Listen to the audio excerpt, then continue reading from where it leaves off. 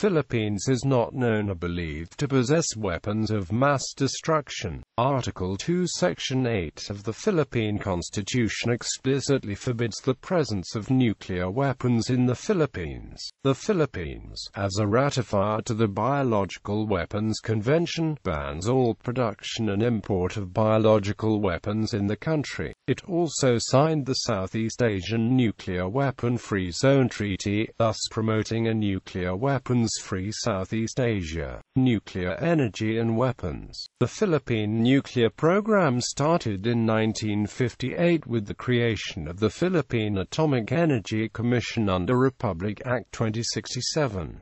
A year after, Ferdinand Marcos declared martial law in 1972. He announced the decision to build a nuclear power plant at Bataan. This was in response to the 1973 oil crisis, as the Middle East oil embargo had put a heavy strain on the Philippine economy, and Marcos believed nuclear power to be the solution to meeting the country's energy demands and decreasing dependence on imported oil. The plant was completed in 1984. However, 2 years later in 1986, the year in which Marcos was ousted from power following the People Power Revolution, and the same year in which the reactor at Chernobyl, Soviet Union accidentally exploded, the new President Corazon Aquino decided not to operate the plant, due in part to dilemmas concerning its position near major fault lines and Mount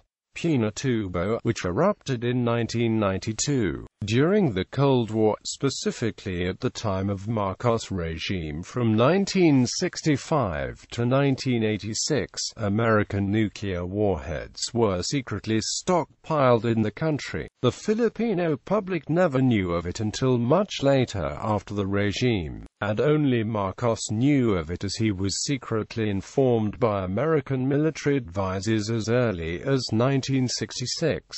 Currently, however, there was a movement in the country that aims to stop construction of nuclear power plants in the country and terminate American military presence in the country, which were believed to house nuclear weapons on Philippine soil. Despite relentless provocations by China since 2010s, President Benigno Simeon Aquino III disagreed on letting half the Philippines have nuclear weapons. He justified it from the lack of government funds to create such weapon, coupled with the fact that having such weapon would only escalate tensions between the two countries.